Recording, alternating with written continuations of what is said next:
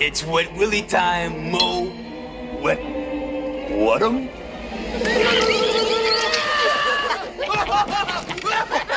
What a maroon. Hey, what's up, April? Oh, hi, April. Yo, April. Ralph? Leo? Boy, some vacation. I'd fire my travel agent. Hi, welcome to the Bencher Movie Club. I'm Charlie, and today I've got a special guest, the Deputy Secretary of the Chadwell Heath Ninja Turtle Society. Cowabunga, dude. Sonny. Sunny man. Sonny Munn. Thanks for having me. That's okay. And in this episode, the reason Sonny's here is because Ben refused to do this one. Because he said, his words are, I ain't doing that shit.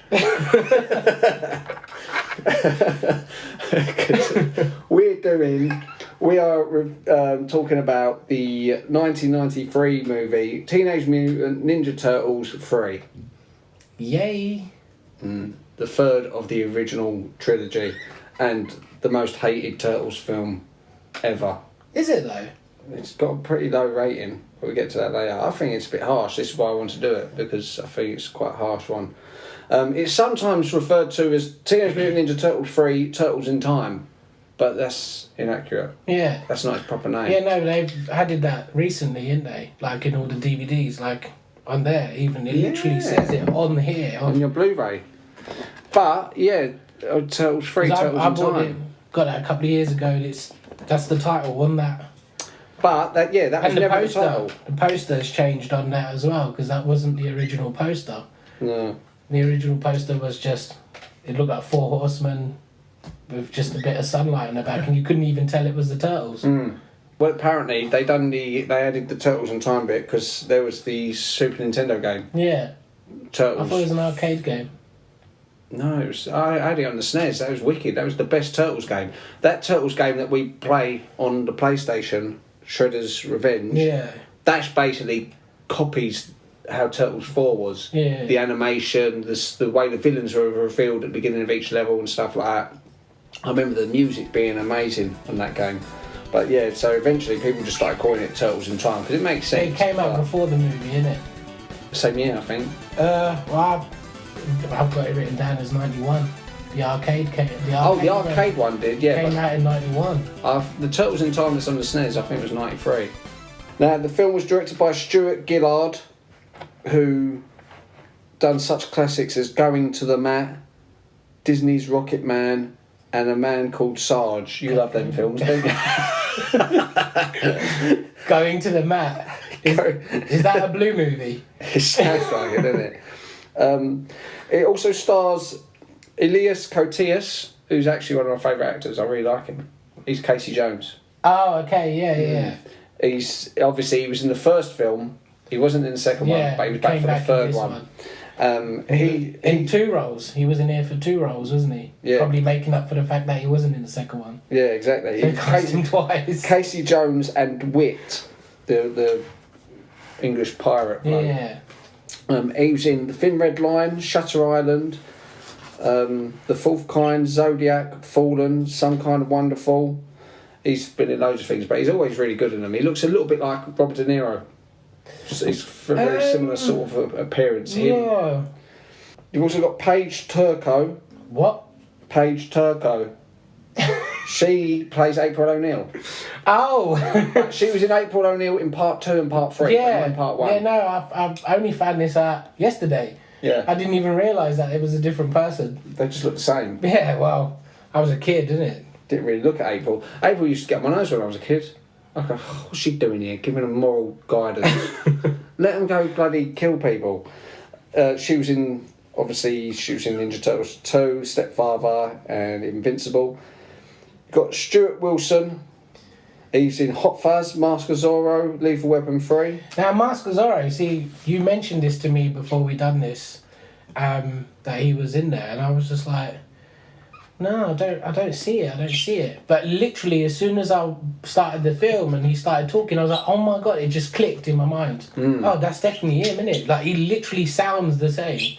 Yeah, that's how he sounds. Yeah, but I mean, like, he Yeah. didn't even try and put on like another accent in Mask of Zorro or anything, really, did he? Well, that's what they Literally- wanted. They hired him because they went, we want like this pompous British guy because they're British villains. Every British make the best villains.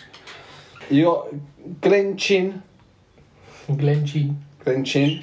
who was he's only a small part in it. I don't know what is the last one I'm mentioning. Do you know the jailer, the big fat jailer? Yeah. He was actually in Natural Born Killers. He plays the druggist who Woody Harrelson kills. The turtle voices. You got Robbie Wrist, he's Michelangelo, and he was in all 3 films. Brian Tucci was Leonardo in all 3 films.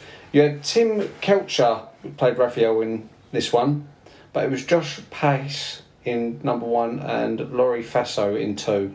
And Corey Feldman returned for this one, who's probably the most famous of all the voices, isn't he? He was Donatello in part 1 and part 3, but it was Adam Carl in part 2. Apparently he asked for more money for this one as well, didn't he? Yeah, well, I'm not Didn't get it, though. surprised. Didn't get it though or something. Do you know how much they paid him? Nope. £1,500. £1,500 or dollars. $1,500 to play Donatello in the first one. Even with And there's- inflation over time, that wouldn't... That's not a lot, is It's it? terrible. There's a picture of him on my wall. Goonies. He was, of course, in the Goonies, Lost Boys, Stand By Me. It's quite distinctive voice, isn't it? Stand By Me. Yeah. Hey, I think he's doing mad. Now, did you know this is the only live-action Turtles film where a theme song wasn't written for it? No. Because the first one had "To You, the Power, to You." But this had a very famous song in the credits. Yeah, Tarzan Boy. Yeah. Baltimore. Which, I love, to be fair, like when I... and it's better than fucking Vanilla Ice's song in part 2. Go Ninja, go Ninja, Saying go. that though... No, I know- don't defend it. Go on. Before the opening credits, like not the opening credits, but when you go to push play on the third movie, Yeah.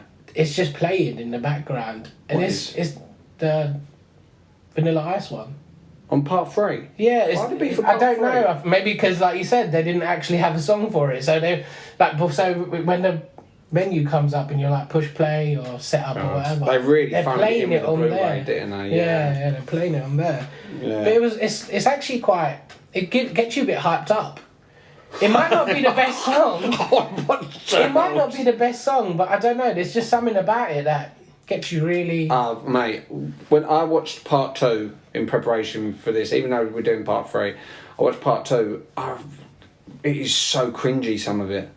Like the bit they break into the club and Vanilla Ice stops and goes, wait a minute. And they start dancing. Go Ninja, go Ninja, go. Yeah, and then you've got the bloke running the thing goes, hey, who paid for those extras? I didn't pay for those extras. Call the cops. Like the cops are going to go, what? Some extras turn up, performing. Oh, well, we better come down there. You've got a fucking Foot Clan outside. Why would the cops come down? Who conveniently stayed outside. Yeah, and then While they have a dance fighting. number. They're fighting Razor and Tokar and putting like CO2 in their mouth, and then Shredder waits till all that before he pushes a speaker over. Fight me! And do you remember how they beat Super Shredder in part 2? They just drop the something on They him. do don't nothing. He just kind of. He does it to himself. He turns into Super Shredder and starts knocking down this pier. He's played Well, by Kevin Nash. Spoiler alert. For part Not a- 2. Not a lot happens to the final man in this one either. But he's just like smashing like the bits of wood down on top of him. And Leonardo says something. Remember, we're turtles. Yeah. And they jump in. I guess they jump in the water because you see their shells pop up. But then and he goes, no one could have survived that. And I thought, well, in the first one, he fell off a bloody building into survived that, yeah, into yeah. a garbage truck, and Casey Jones murders him. Oops. At that point, all the turtles should go, what are you doing? You sicko. We don't kill people. Yeah, but no. Maybe that's why they didn't bring him back for the second one. He was in prison. Yeah, that's a deleted scene. April's been visiting him in prison for murdering Shredder. That Baltimore song, the Tarzan Boy, I actually think that's the best song in all the Turtle films anyway. It's really catchy. But the thing is, it's not even the first song that comes up in the credits. No, what was the other one? I can't remember. And I literally watched it last night. I'm so glad you mentioned it because I haven't written it down. But the thing is, I wasn't even sure what the song was. And as soon as I started playing it on my phone, I was like, oh, actually, this is a good song. It was a good song. And I was expecting to hear it at some point during the movie or even the first song out of the credits, but it isn't. Yeah. It's probably one of the most famous pieces in there. Now, these are some observations I made while I was watching the film. So at the beginning, April brings them a bunch of stuff. So they live in the sewer. Shopping. Don't they? Yeah. No, she just goes, I'm going away. You're She's going their to PA. Yeah. No, so in the second film is when they find that place, that abandoned train station. I couldn't remember that. Yeah, it's only when I was watching part two I went, oh yeah, that's how they found it. Okay, well that's quite a decent place to live, really. If a homeless guy was living down there, he'd go, wow, He'd be well happy, wouldn't life of luxury. And they've got all this crap they've collected, and she comes down and she goes, don't worry, I brought you stuff, right? And she's moaning at him, Michelangelo, going for her bag. Or is it? She goes, no peeking. He said, I'm not peeking. I'm spelunking for porno films. Did he say that? Yeah.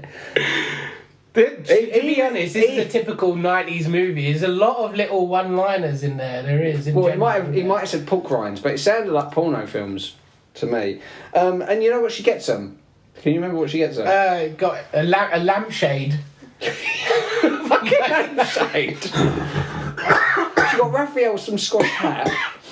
She got Michelangelo a lampshade, and he goes, huh? What's this shit? He doesn't know what to do with it, does he? And he puts it on and goes, and then she got Leonardo a book on swords. Yeah. Like, oh yeah, I didn't know anything about swords. I got 2 fucking swords on my back. I've only been training in it all my life. Yeah, but thanks. What is a sword?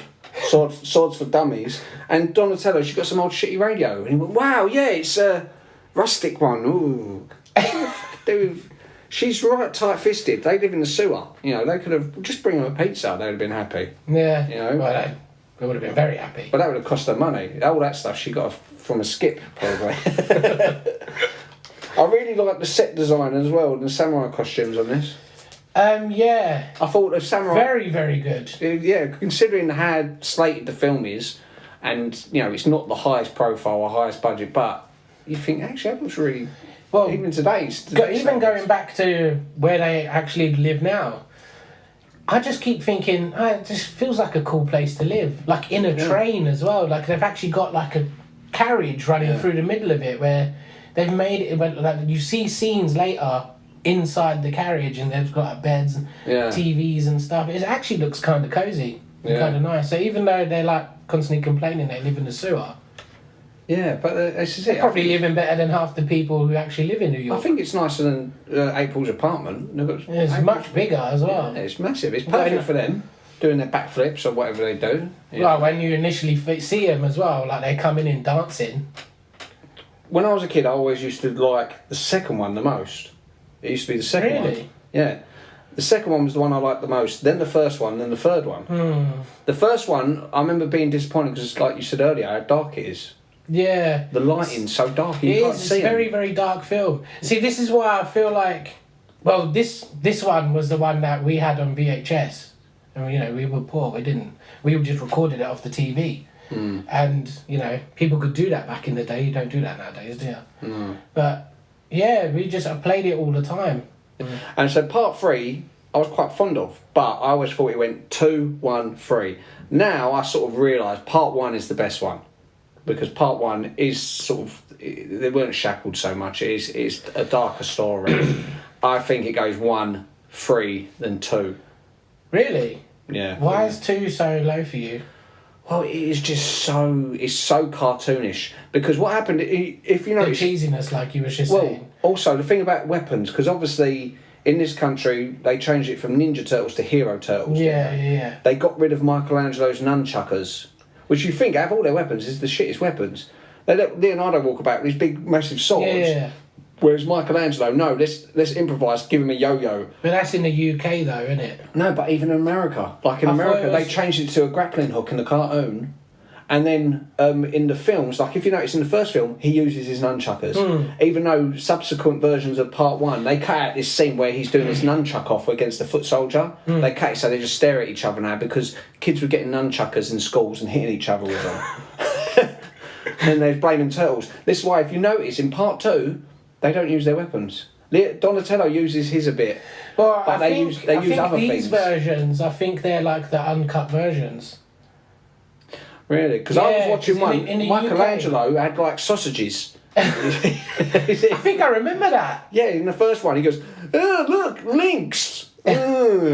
And then part 3, they get their swords, they get their weapons again, but they don't use them that much. Like how many times do you see Raphael stab someone? No, well, Never. They don't really, do they? You They don't see, really like stab people at all, really, do they? No, but this is the weird thing. The irony is, the most dangerous weapons out of all of them is Leonardo's swords. Is their kicks?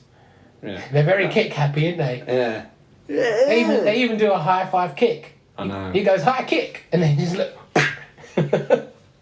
Another reason I like part 3 so much, 2 was just a bit too cheesy. Like, loads of people slag off the sort of the cartoon from '87, but that's where it's pretty much introduced most of the world to the Turtles. And I liked that sort of. I liked Raphael being sort of more jokey, you know, rather than angry all the time. He's quite sarcastic in this, I think. Yeah. And actually, well, it's much later in the movie, but Raphael actually turns out to show a more caring and calmer side to himself in this one, I feel. Yeah. Well, he's got character growth. Yeah. Development.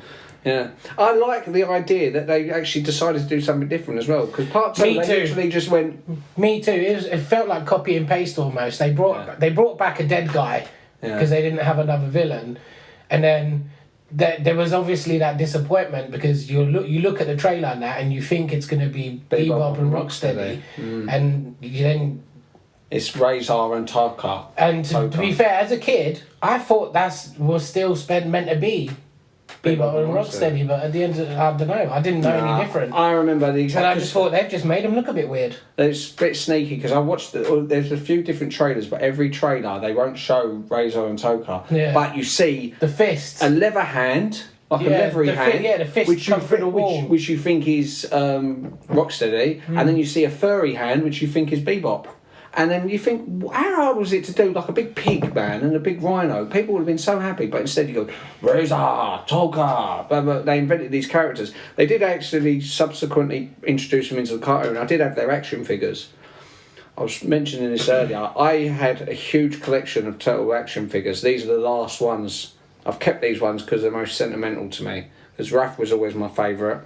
That's Raphael's girlfriend, Mona Lisa, from one episode called Raphael Meets His Match. That's Ray Fillet, although I used to call him Ray Fillet because I'm English. I used to imagine that I just thought he looked so cool. Look at his face. I used to imagine that he was like the most powerful one. He could fire electric. Triceraton, which was the very first one I had, him and the 4 Turtles. I got them back in like, I guess 1990. And him, I used to imagine just breathing fire, and I got the duck for Lily. Oh. But all the others, I sold them. I made quite a lot of money. Yeah. The one I made most on was Hotspot, this dog I never played with, this Dalmatian fireman dog, and I still had, because I never played with him, I still had his fire axe, I still had his gas mask, and his fire hydrant. I sold him for like about 320 quid on eBay. Well, you know. I thought, wow, I Clearly used to chuck him across the room. Take that, dog! Throw him across the room. This is how the person who bought it off you is not watching this. Yeah, I want my money back. I wonder what that scratch was. No, but I'm pleased that people... I think I've done the right thing selling them at that time because I made a pretty penny out of all of them. No. I made it close to £1,000. I had the Technodrome, I had the sewer. They had 1 billion toys though, didn't they? Yeah. They had like cowboy versions and all sorts. Yeah, but I never Turtles. liked the other turtles. I thought you only have one turtle. It's not realistic that he bumps into Raphael the spaceman if he's Raphael. But I liked all the different animals. Yeah. You know, so you'd have Wingnut and you'd have like Sandstorm, Half Coal, all these different weird things they invented purely to sell more toys. And I used to think, why can't they just put them in the cartoons? Back to the movie. Where did you get your ones? I can't remember.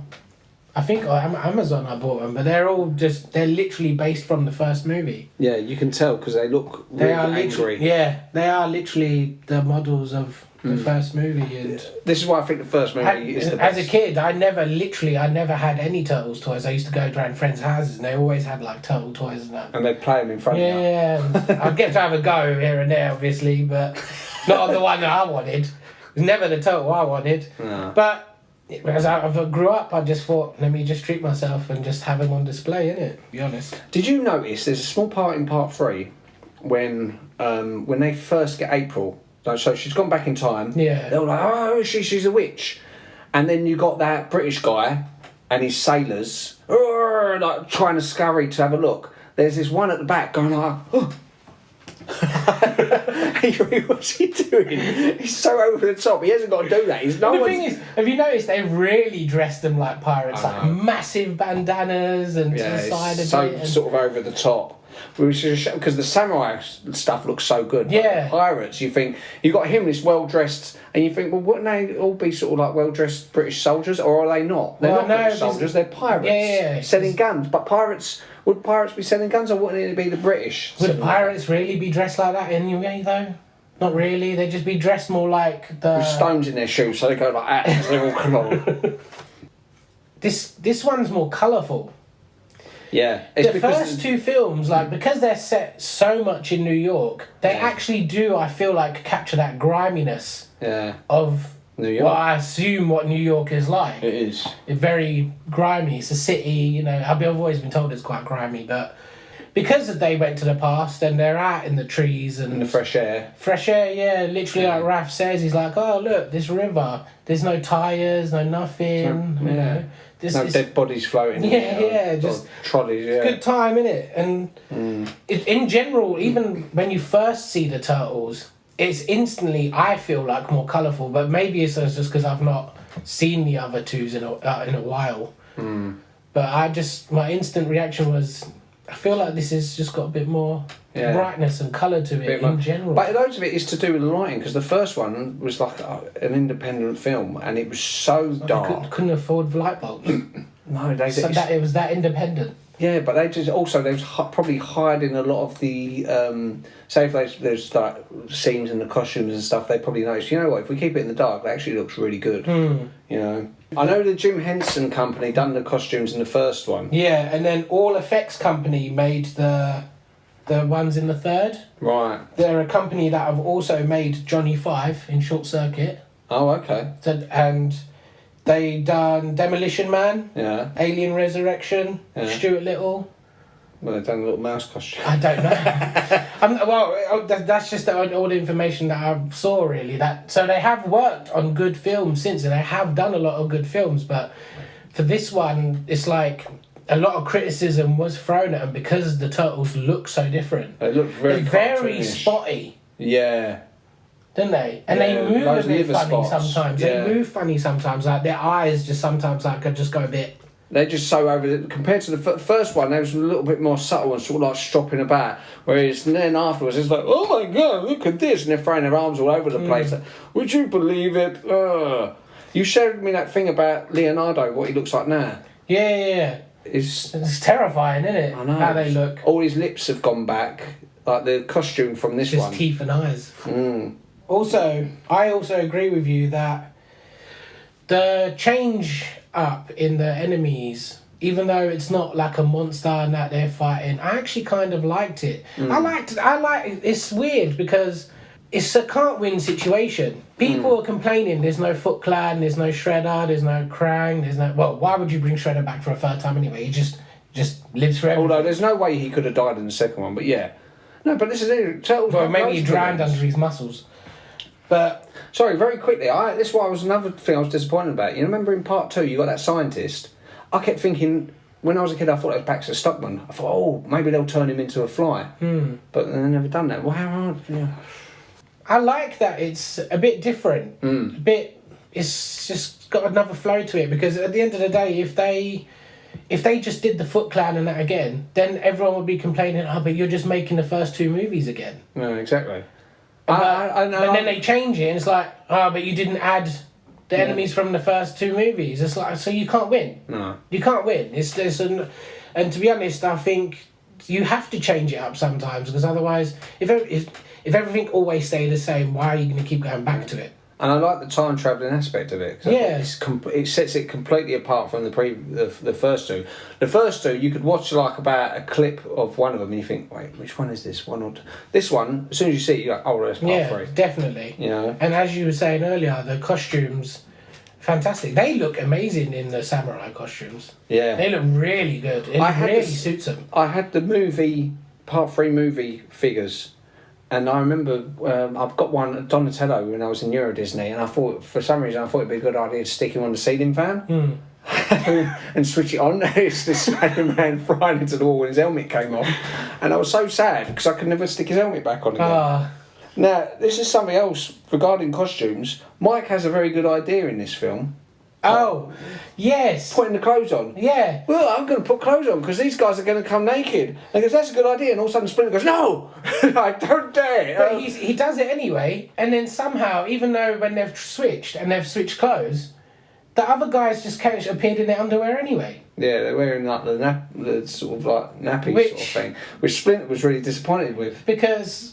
Because you can tell, you think it's like Michelangelo's got a good idea. He goes, listen, I just figured April swapped clothes with that guy. I'm just going to put on some loose clothes for him. And the others are like, yeah, it's a good idea. And then Splinter's like, no, you ain't got time for this.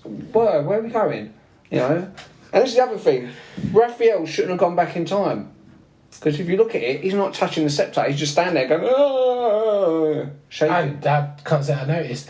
The main criticism I have is that when he realises that it's whatever, something displacement, weight displacement or whatever he says, so he literally says that the person on the opposite side who's touching it has to be weighing the same as the person on this side. So you're telling me these small, like Japanese dudes weigh the same as these turtles? With the big shells. I'm sorry, I don't buy it. Surely the guys would have had to been... massive. And the other thing is, and was they riding on the horses all holding the scepter at the same time? I was literally going to come to that. Like, when the turtles actually arrive in ancient Japan, they all seem to be holding it while on horseback during a fight, like during a war. Yeah. It's like a little... well, it's not a war, but like a skirmish happening. So, why are they all holding it at the same time? Surely, your objective is to fight, not to be like if they're like trying to be He-Man or something. Like they all have the power. They all have to be touching it to activate one scepter, this. Really, one would just be holding it in a holster. They wouldn't be quick. All four of us hold it. That will teach them. Yeah. And it's not a devastating attack. It would have made more sense if they were four priests, or if the turtles went one at a time. You know, when they turn up, the guy notices, goes, "This is very bad. They are not four priests. They are my father's honour guards." And Splinter says, "And they're not naked." He doesn't say that.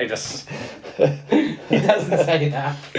And then also another thing I noticed, when they see April gets her legs out, they say "swing," don't they? Yeah, references to Wayne's World. There's a couple. But do you know what "swing" means? No. Right.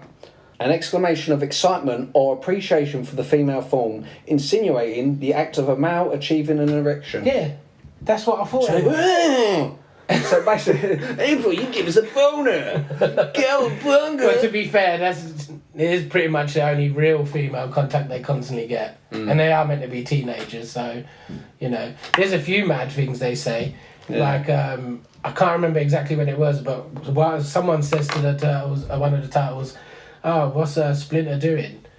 And he just goes, "I don't know, he's probably just doing some rap things."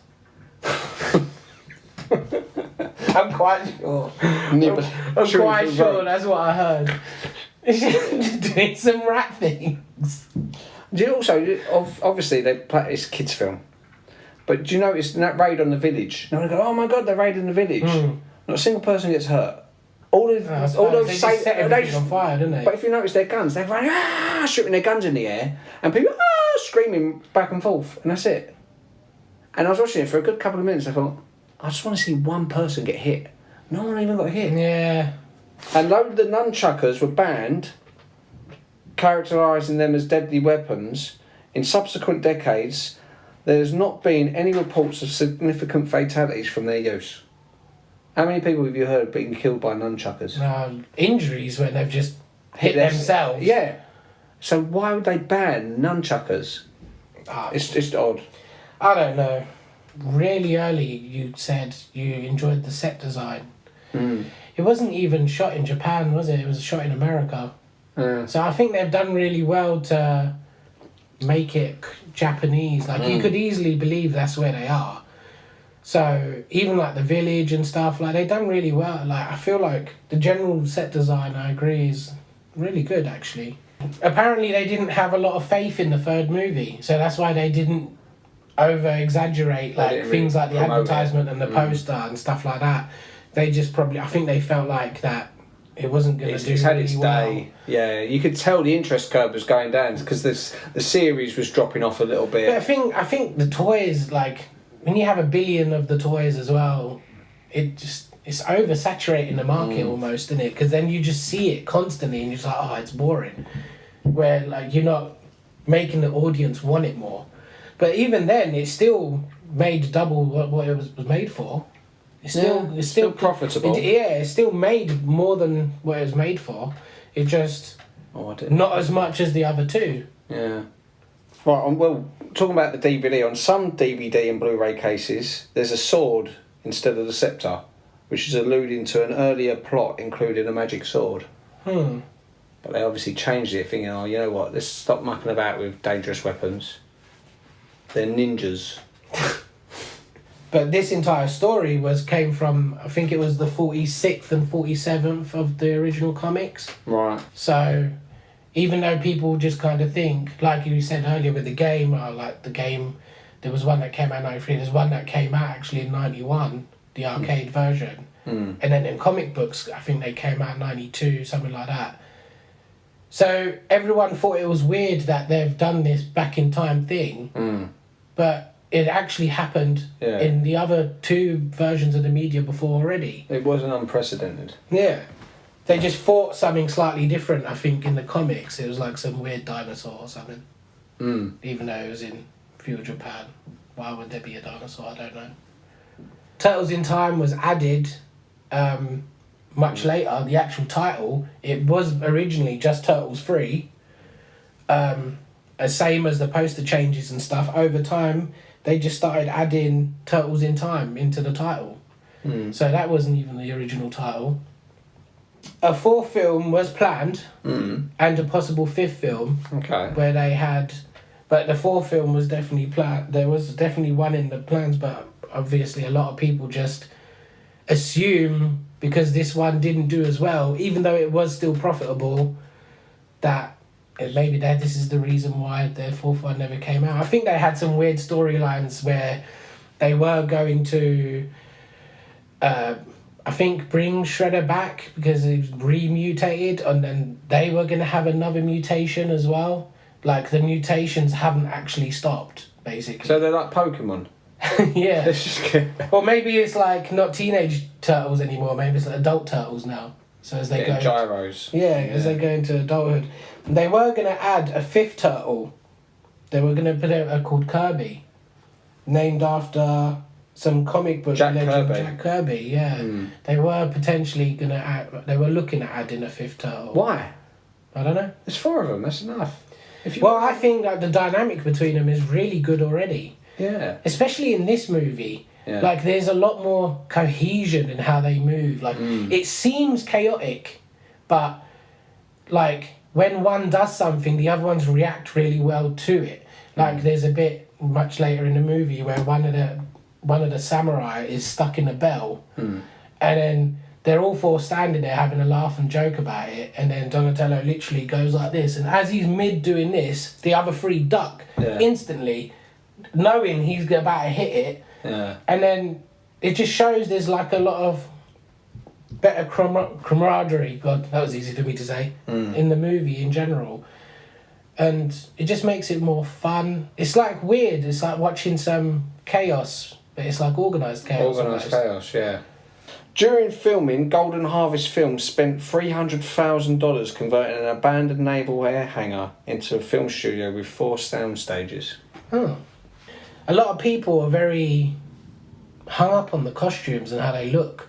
And straight away, it changes your perception of the movie. It's like the new Turtles movies, the ones that Michael Bay made. Even the costumes in Part 3, I prefer over the Michael Bay Turtles. Because they just look so freaky. And the way they move. Their bodies look good, but their faces, it's like they've tried to make them a bit too humanised.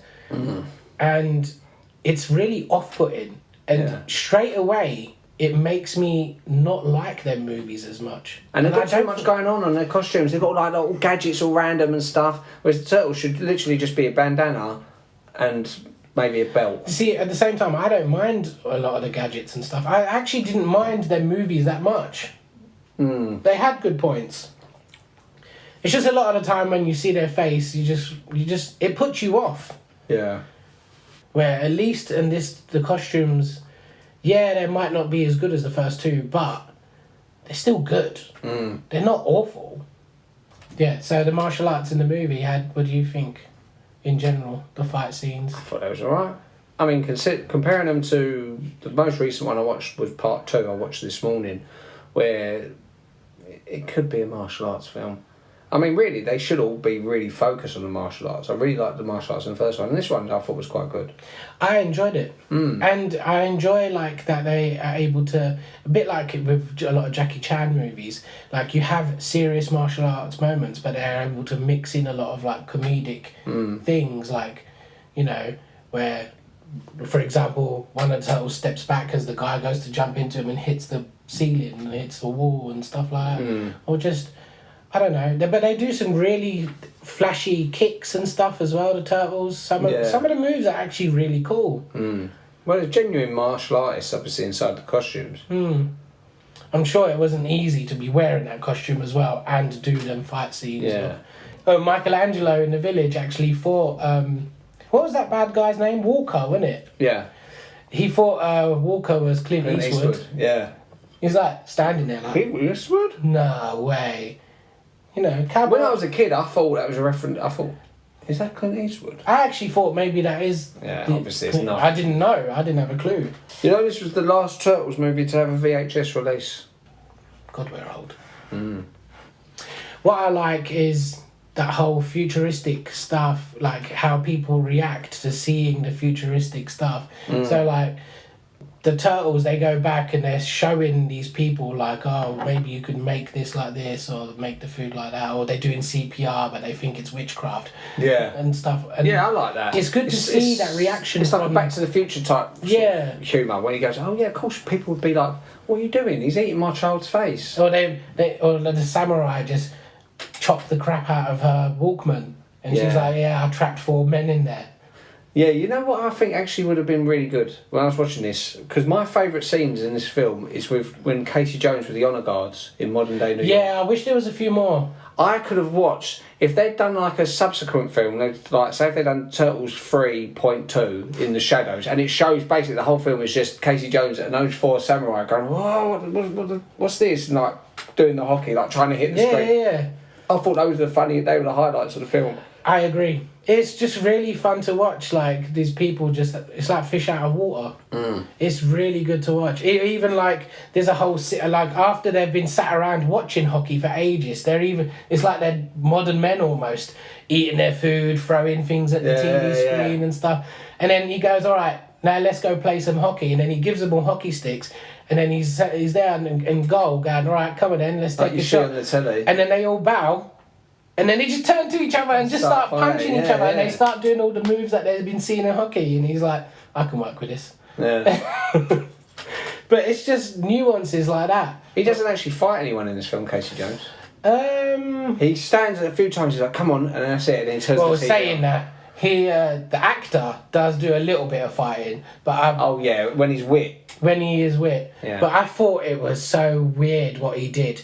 I think April was in trouble, stuck on a tree with an arrow, and some guy was running towards her with a spear, and then he comes out of nowhere like, da-da-da-da, superhero, and then does this guy in. He picks the spear up. Now, I don't get this, right? He snaps it on his knee, and then holds a small bit like this to block an attack. No. And he gets down on the floor, and he's like, huh! And it's like, what are you doing? And then he just gets beaten up. You had a really long stick. Yeah. And you've gone, let me snap it and make a little shield or a little blocker. Yeah. What are you doing? That was a bit odd. That doesn't make any sense. Why is it when he's fighting him, he's sort of like almost falling on the floor, like, oh, catch me, boys, catch me. I liked that he betrayed him, actually. Because Yeah. I was thinking, oh, you got to trust him. He's got to be Casey Jones' ancestor or something. Yeah. You know? And the fact that he betrayed him, I thought, oh, I didn't see But that coming, she actually. calls him Casey a couple of times and he just looks at her funny Yeah, while they're swinging in their cages yeah. before they escaped into the sewer. Mm. And then got to literally that fight that Well, that's happens the other thing. literally You know, they weren't really sure. I think they just fell into the mud. Whenever Right. the turtles complain, they go, "Oh no, look how messy and muddy." I think you live in a fucking sewer. Yeah.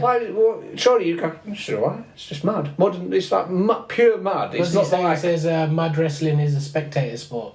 Yeah. I remember in the computer game, in the arcade one, I remember it used to show their profiles come up. They was all 15 except for, I think, Leonardo was 16 for some reason, which wouldn't make sense because they were brothers all born at the same time. Yeah. I think it was the game maker Just had made that decision. being a dingbat. Mm. When did Wayne's World come out? I'm assuming before this. Before this particular film, yes, but after I think the Turtles existed. But it's that kind of sort of beach bum sort of mentality that they've got, Yeah. particularly Michelangelo. But you got like Bill and Ted, Wayne's World, Beavis and Butthead, even these sort of Where they're all just groups who like a bit. idiots. Oh yeah, Yeah. tits. Which is surprising because I actually find them kind of characters usually quite annoying. Mm. But then some of the most popular things like the Turtles are a bit like that. Yeah, and the new series of Beavis and Butthead is really funny. So, you were saying about Shredder dying Yeah, in the second one. Done it to himself. yeah. Now, Wit in this movie, even though he betrays him, he then goes and helps them a little bit. Well, not really. They're all about to be shot. Yeah, and then that was weird. That And then they're like, oh, fine. I didn't agree to this. Yeah, so then they put him in to shoot him, but then he starts backing off into the background. like he walks off. You would really go, I ain't getting shot. It's just like he's slowly just creeping out. Like this. They should have had someone, oi, you, get back Because all in the there. focus is on the turtles because everyone thinks they're demons, they're unkillable, but obviously the turtles are scared. So they're trying to bluff him into getting one person you know to what I shoot would him or have done? whatever.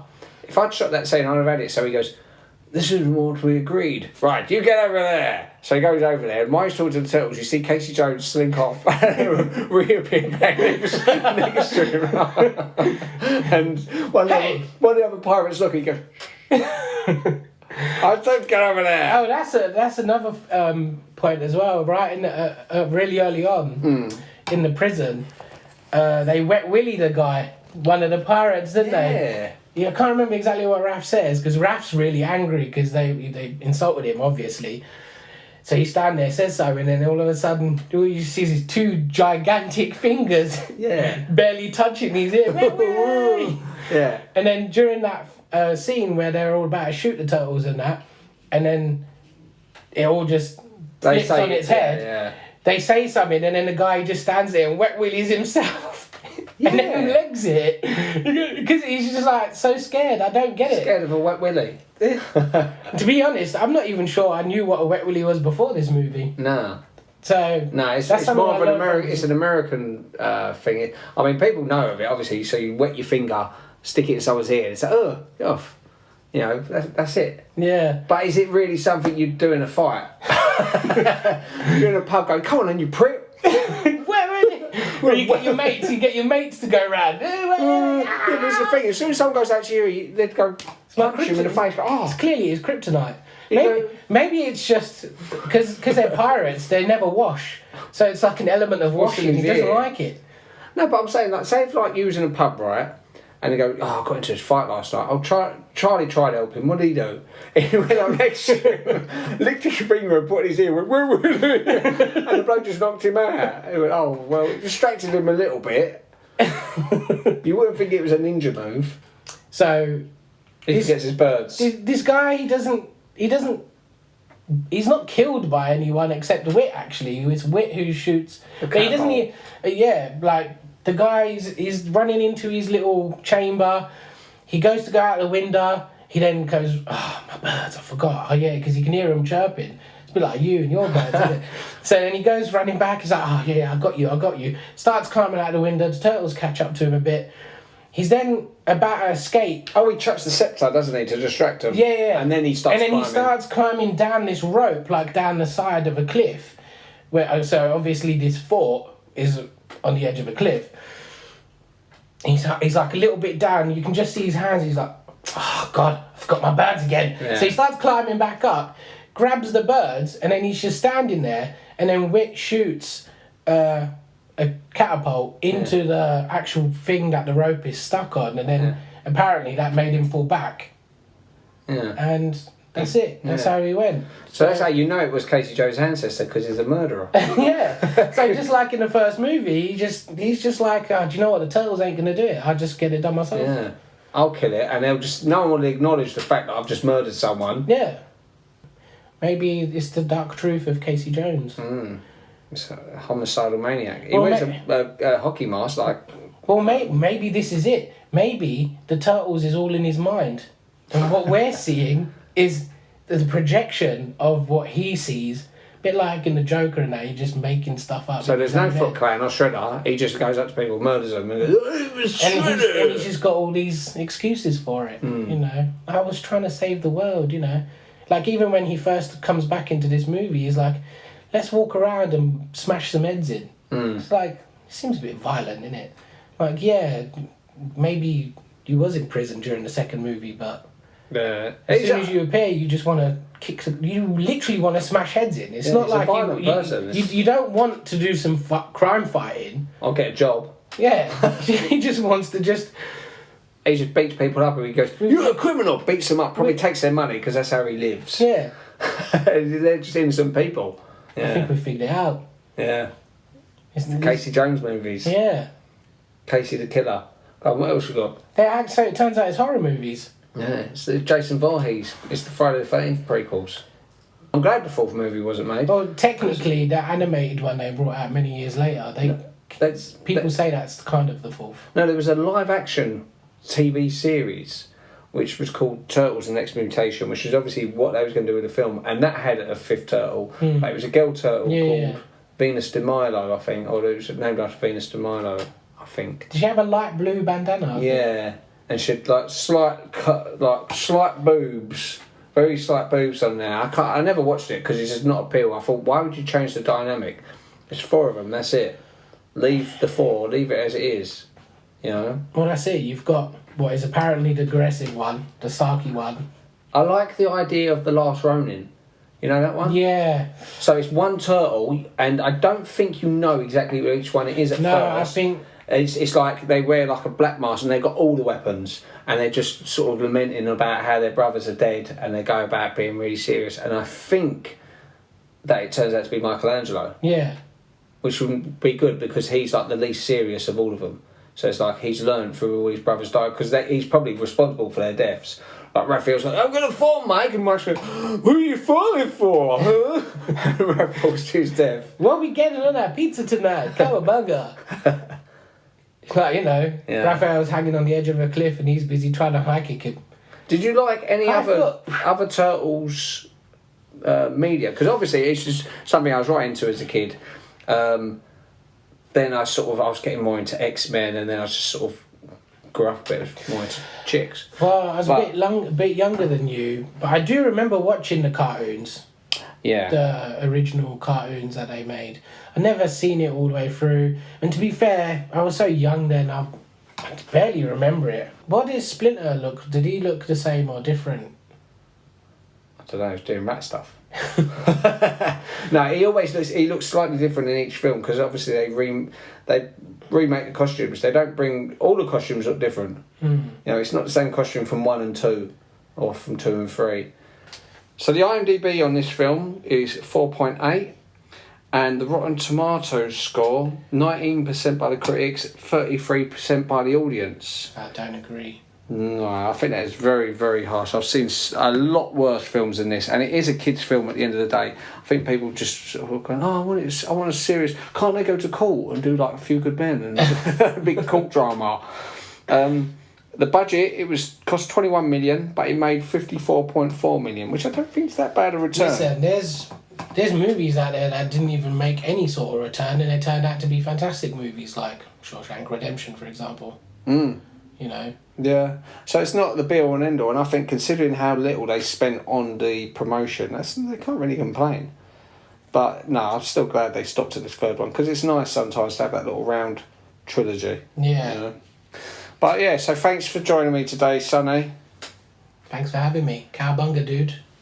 Cowbunga. And next week, Ben's choice for next week is Demons 2. Demons 2? Yeah. What was that? Sounds like a game. Oh, it's better than the game. So check it out, Sonny. No, I won't. Watch it. I'll lend you the DVD. Right, so yeah, thanks for listening, and see you next week. Bye. You saying bye to me? I don't know, just saying Bye. Just wanted to give you guys a nice peek at the future. All right? Bet you guys feel lucky to be going back, right? Yeah? Yeah, lucky. We're going back.